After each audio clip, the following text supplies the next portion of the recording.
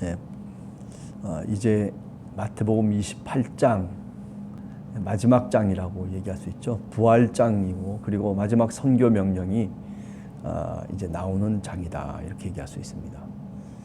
네, 그러면서 이 부활의 사건을 이렇게 쭉 오늘 우리가 본문을 읽어보면서 제일 마지막에 군인들이 돈을 받고 가르친 대로 하였으니 이 말이 오늘까지 유대인 가운데 두루 퍼지니라. 네. 권력을 잡고 있는 사람들 또는 지금 유대교의 종교 지도자들, 네. 자신들이 예상했던 대로 또는 자신들이 염려했던 대로 어쩌면 예수 그리스도께서 3일 만에 다시 살아났다라고 하는 것을 성경이 분명하게 우리들에게 말씀하고 있습니다. 또 뿐만 아니라 이 부활 사건을 어떻게 무마시킬까?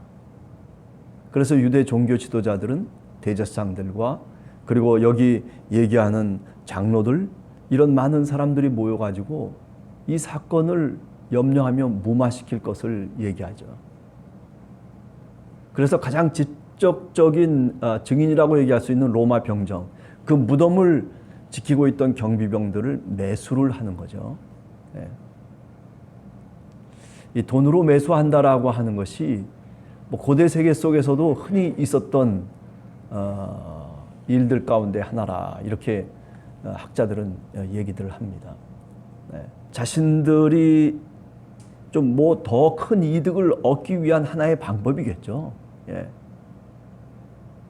여기 우리가 27장에서도 좀 얘기가 나왔습니다만은 예수님의 적대자들은 어떤 두려움을 갖고 있냐면 이제 3일 만에 부활하셨다라고 하는 것이 밝혀지게 되면 그러면 어떻게 되는 거예요? 자신들의 권위 자체가 다 무너져 내리는 거죠. 예수 그리스도를 고발하고 고소하고 그리고 비아냥거리고 조롱했던 많은 사람들은 예수 그리스도가 부활할 것이다라고 전혀 믿지도 않았고 그리고 생각지도 않았던 거죠. 그래서 속이는 자라고 예수 그리스도를 가리켜서 조롱하면서 십자가에 달려 죽고 있는 그 순간에도 네가 한번 그 십자가에서 한번 내려와 봐라.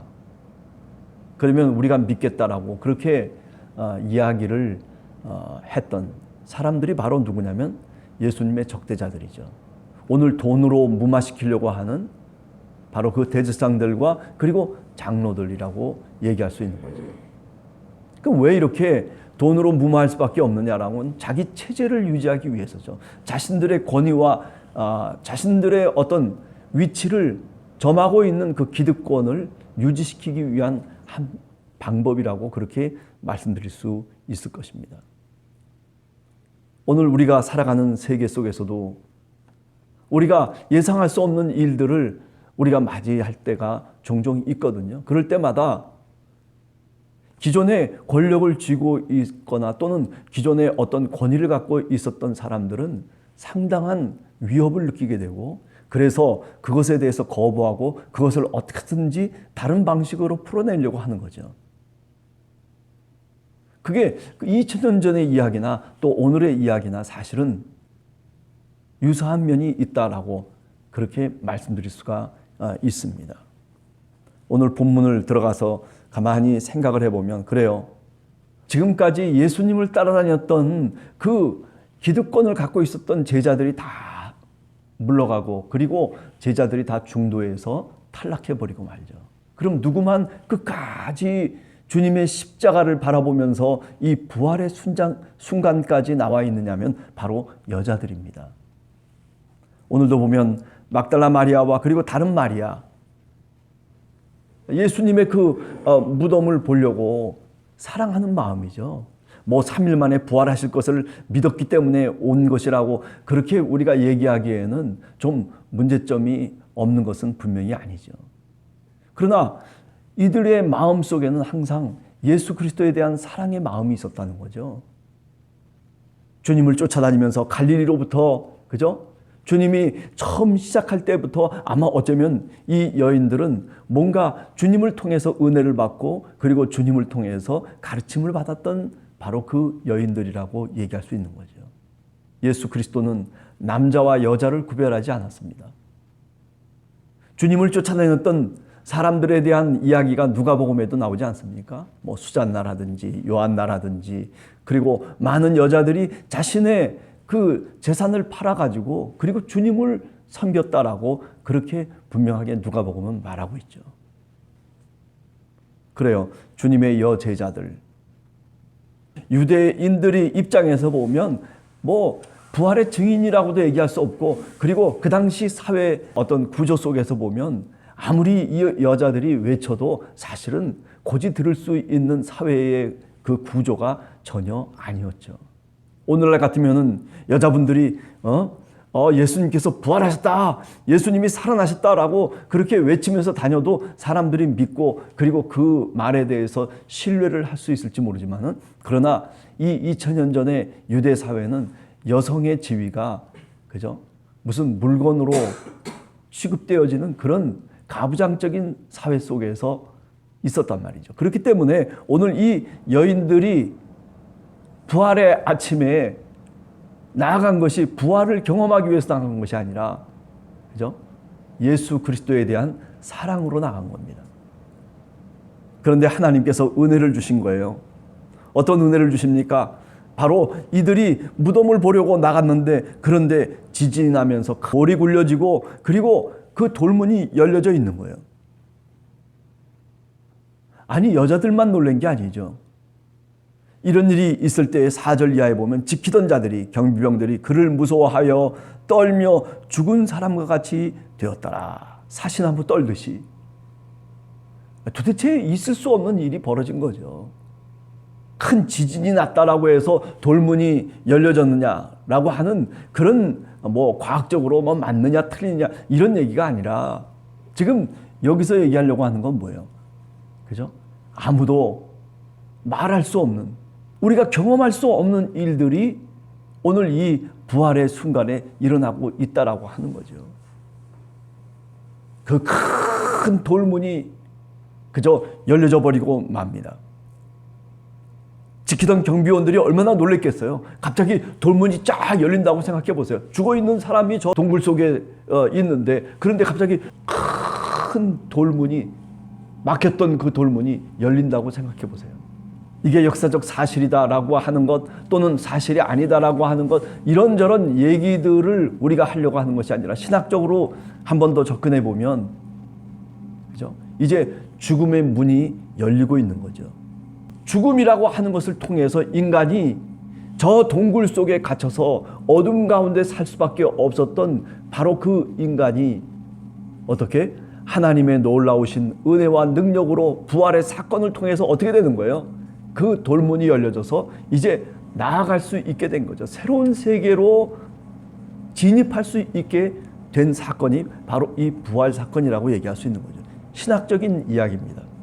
그래서 오늘 우리들도 그 부활 사건을 통해서 예수 그리스도가 죽은 자들의 첫 열매가 되시고 그리고 예수 그리스도를 통해서 우리가 부활 사건을 만나게 되고 그리고 예수 그리스도의 사건을 통해서 우리가 비로소 믿게 되는 것은 부활 너머에 새로운 세계가 있다는 것을 하나님과 함께 하는 세계가 있다는 것을 우리가 비로소 깨닫게 되는 거죠. 오늘 이 사건, 이 부활의 사건의 첫 목격자가 바로 이 막달라 마리아와 그리고 다른 마리아였다라고 하는 거죠. 예수 그리스도 하나님의 아들을 그 죽음의 어둠 속에 갇혀서 그래서 그 시체가 썩도록 만들질 않으셨어요. 성령이 역사하시고 그리고 성령이 능력을 허락해 주셔서 그래서 그 무덤이 열리고 그리고 이제 부활의 사건이 목격되는 것이죠. 천사들이 여자들에게 말하고 있습니다. 5절에 보면 너희는 무서워하지 말라. 십자가에 못 박히신 예수를 너희가 찾는 줄 내가 아노라. 그가 여기 계시지 않고 그가 말씀하시던 대로 살아나셨느니라. 그러니 누우셨던 곳을 보라. 이렇게 말씀하고 있습니다. 네. 우리는 오늘 또 이 소식을 천사의 음성을 오늘도 우리가 교회를 통해서 세상 속에 이야기하고 있습니다. 오늘도 두려움에 떨고 그리고 죽음이라고 하는 그 너머의 세계를 알지 못하는 이 세대의 사람들에게 우리가 부활을 이야기하고 있습니다. 그 부활이 믿겨지든 믿겨지지 않든 그 부활이 실제적인 사건이라고 하는 것입니다. 그래서 이 여인들은 이 천사의 말을 갖고 그리고 그 메시지를 갖고 어디로 나갑니까? 제자들에게 세상 속에 또 다른 세계 속에 다시 나아가서 증인으로서의 역할을 이제 이 여인들이 하게 되는 거죠. 천사들이 얘기합니다. 7절에 보면 빨리 가서 그의 제자들에게 말하라. 죽은 자 가운데서 살아나셨다. 이것은 우리들에게 주어지는 음성입니다. 저 열방에 있는 백성들에게 죽은 자 가운데서 살아나셨고 그리고 그가 부활하셨다라고 하는 것을 갈릴리 너희들이 살던 바로 그 속에 있는 많은 사람들에게, 그죠? 갈릴리라고 하는 지역이 어떤 지역입니까? 무슨 뭐 잘 살고 대단한 사람들이 있는 지역입니까? 아니에요. 버려진, 그죠? 흑암 가운데 버려져 있었던 누구도 알지 못했던 그 갈릴리 지역. 권력을 잡고 있는 사람들이 거기 살고 있었던 것도 아니에요. 갈릴리에서 예수님을 따라 나왔던 사람들은 다 어떤 사람들이었어요? 다 어부였어요. 무슨 대단한 고관 대작이 예수님을 따라서 예수님의 말씀을 듣고 그렇구나 고개를 끄덕이고 그리고 예수님을 따랐던 그런 것들이 아니죠. 다 민초들이 뿔뿔이 그저 잡초처럼 자라고 있었던 민초들이 예수님의 그 말씀과 하나님 나라의 그 음성을 듣고 그들의 마음속에 감동이 되고 그리고 그 예수 그리스도를 쫓아가겠다라고 따라 나섰던 사람들이, 그 사람들이 주님의 제자들 아닙니까? 오늘 여기 막달라 마리아나 또는 다른 마리아도 마찬가지죠. 그런데 그들에게 알리라는 거예요. 이 부활의 소식을 알리라. 그래서 그들로 하여금 이제 28장 16절에 보면 선교 명령이죠. 마지막 선교 명령을 이야기하는 거예요. 부활의 목적이 뭐냐? 예수님이 부활했다라고 하는 그 소식만 갖고 끝나는 것이 아니라 그 소식을 내 마음속에 담지하는 것으로 끝나는 것이 아니라 어떻게 해요? 그 소식을 갖고 세상에 알리라는 거예요. 그리고 모든 족속으로 제자를 삼아서 아버지와 아들과 성령의 이름으로 세례를 주라는 거예요. 이게 바로 우리 신앙인들의 사명이고 그리고 오늘 우리 교회의 사명입니다. 이것은 여인들에게만 부탁하고 있는 그런 하나님의 간절한 요청이 아니라 오늘 우리들에게, 우리 교회에게 하나님께서 부탁하고 있는 간절한 요청입니다. 그래요. 코로나 기간이라 돼서 사실 전도하기도 힘들고 코로나 기간이라고 해서 그래서 대인관계에 있어서 기피하는 그런 어떤 모습들이 우리들의 모습 아닙니까? 그런데도 불구하고 오늘 성경 말씀은 그런 위기 속에서도 우리가 해야 될 일이 뭐냐, 우리가 진정으로 복음을 따라서 산다는 것이 뭐냐라고 하는 것을 오늘 사실은 신학적으로 우리들에게 말씀해주고 있는 거죠. 갈릴리로 찾아가서 그래서 이 부활의 소식을 전해야 된다라고 하는 그런 사명을 바로 목격자들에게 주고 있는 겁니다. 고린도전서 5장 3절 이하에 보면 성경대로 살아나시고 그리고 수많은 사람들에게 그 부활하신 그리스도께서 보이셨다라고 얘기하고 있어요. 그죠? 사도들에게도 보이고 제자들에게도 보이고 여자들에게도 보이고 그리고 그 보였던 사람들 500여 명이나 되는 그 많은 사람들이 주님의 부활 사건을 목격했다는 거죠. 부활하신 그리스도를 만났다는 거예요. 그러니까 고린도 교회 교인들에게 바울이 그 이야기를, 그 증언을 왜 하고 있냐면은 너희들이 부활을 믿지 못할 것 같으면 그러면 그 사람들을 만나보라는 거예요. 그 목격자들을 한 번 더 만나보라는 거예요. 그렇게 많은 사람들이 부활하신 그리스도를 만났다라고 하는 거죠. 오늘 우리 교회도 부활의 증인으로서 사실은 신앙의 공동체를 형성하고 있는 것이라고 말해도 아마 틀림없는 말일 겁니다. 자, 그런데 오늘 성경 말씀을 보면 그래요. 그렇게 두려움 속에 떨고 있는 그 제자들에게 뭐라고 얘기합니까? 예수님께서 나타나셔요. 9절 10절에 보면 예수께서 나타나셔가지고 그리고 그 마리아와 다른 마리아한테 뭐라고 얘기합니다. 평안하냐. 그렇게 이야기를 하죠. 평안하냐. 이 평안하냐라고 하는 말이 그냥 샬롬이라고 하는 뜻으로 우리가 깨끗하면 받아들이기 쉬운데, 그런데 원어를 보면 평안하냐라고 하는 말이 직역하면 어떤 뜻이냐면 기뻐하라 라고 하는 뜻이에요. 기뻐하라. 기뻐하라. 그러니까 샬롬의 뜻보다는 여기서는 뭐냐면 기뻐하라고 적극적으로 부활하신 그리스도께서, 예수 그리스도께서 그 목격했던 여인들에게 말하고 있는 것이에요. 두려워하지 말라는 거예요. 기뻐하라는 거예요. 오늘 예수 그리스도를 믿고 있는 우리들에게도 마찬가지입니다. 세상에 예수 그리스도를 믿는 사람들은요, 두려워할 것이 없어요. 어떤 위기 속에서도, 어떤 어려움 속에서도 우리가 부활의 증인으로서 살고 부활이 우리와 함께 같이 하고 있다라고 하는 그런 분명한 사건의 현재성을 느끼면서 오늘 또 우리가 믿음의 삶을 산다면 우리가 두려워하고 그리고 우리가 힘들어해야 될 이유가 없는 거죠. 왜? 부활하신 그리스도께서 우리와 함께 동행하시기 때문입니다. 우리 인생의 길 가운데 주님이 함께 저 엠마오의 두 제자들에게 나타나셔서 성경도 풀어주시고 그리고 자신이 누구인지를 가르쳐 주셨던 그 예수 그리스도, 부활하신 그리스도처럼 오늘 우리들의 삶의 길 속에서도 성령으로 우리와 함께 동행해 가시고 있다는 사실입니다. 부활하신 그리스도께서 나타나셔서 그 여인들에게 말씀합니다. 10절에 보면 예수께서 이르시되 무서워하지 말라. 가서 내 형제들에게 갈릴리로 가라 하라. 갈릴리로 가라 하라.